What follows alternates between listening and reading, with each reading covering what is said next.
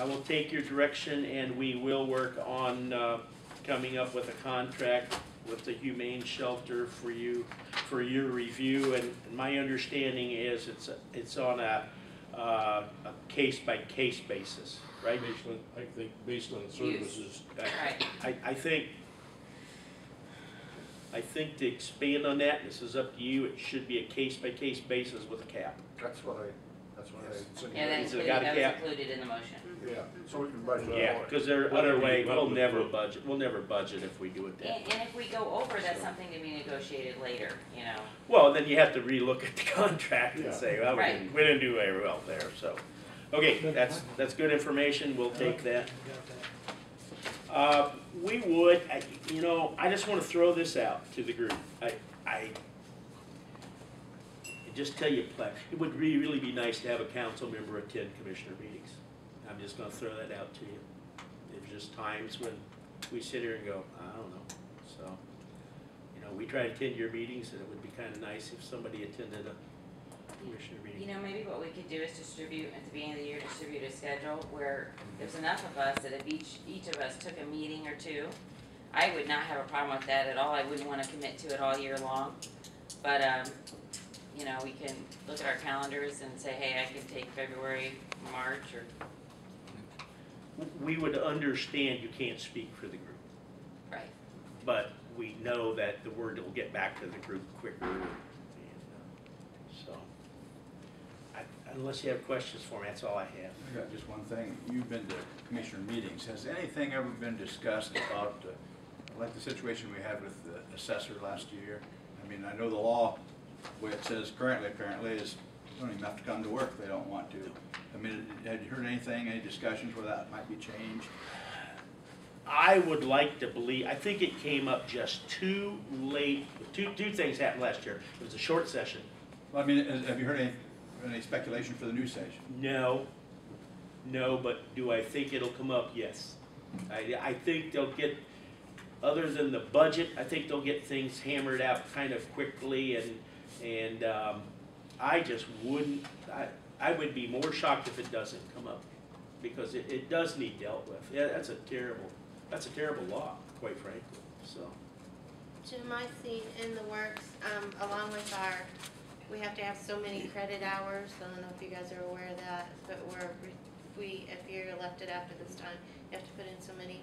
I've seen in the one writing that was like crossed out or whatever, that you have to show, like you'll have your same vacation based on your years or whatever work, but requirement of 20 hours a week in office, in physically in the office, 20 hours a week as a mandate. That's what I seen in the play when they wrote up the new guidelines of how many continuing ed classes we had to take once we're elected, which they gave us our basis. You know, if you attend the state called meeting, you get 7 points, and if you do something with the AIC, you get 5, and you have to get so many a year.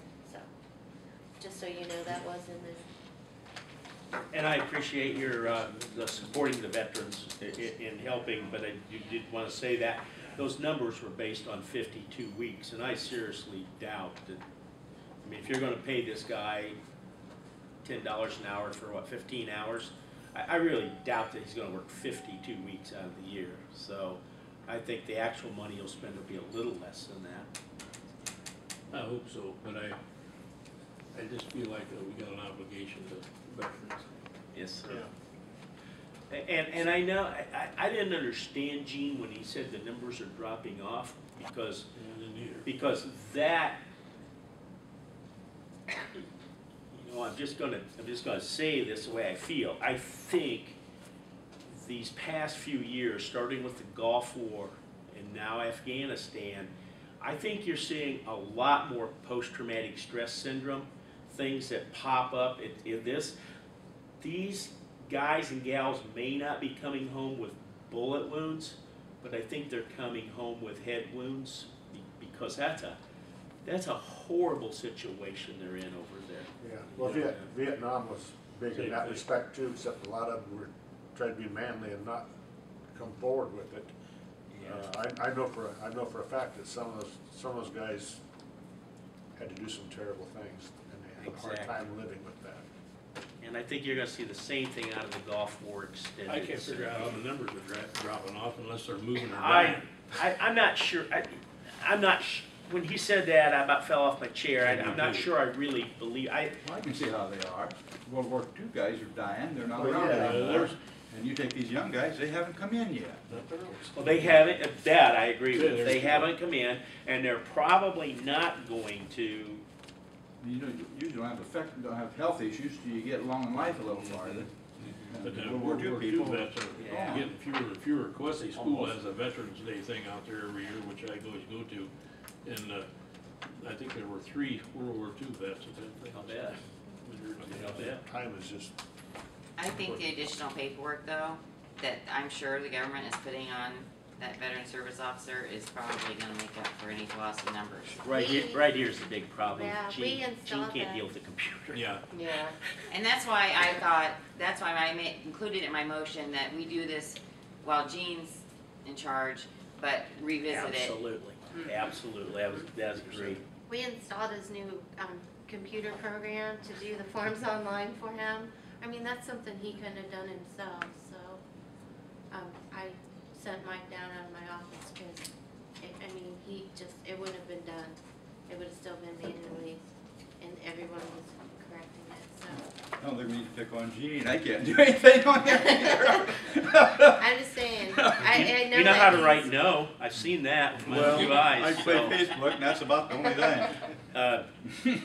No, there was one other thing that the commissioners are gonna check into is, we have 2 computer companies that we deal with. Jim Becker and MicroAge and Preferred IT.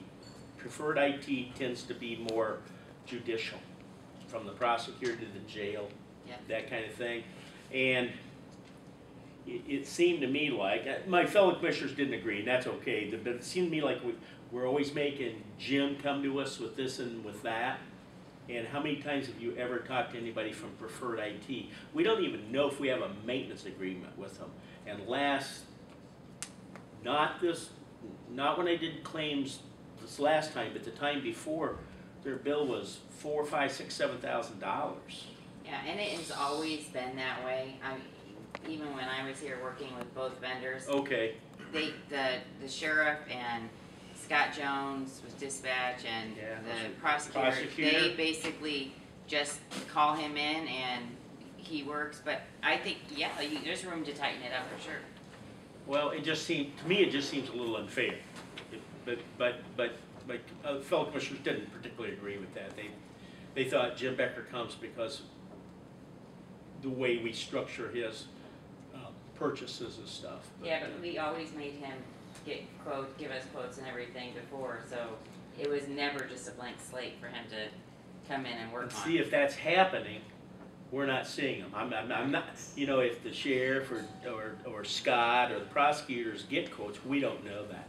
We just get the bills. So, anyway, we're gonna kind of look into that maintenance agreement situation with those guys, so. That's it, I promise. Any additional? We stand adjourned.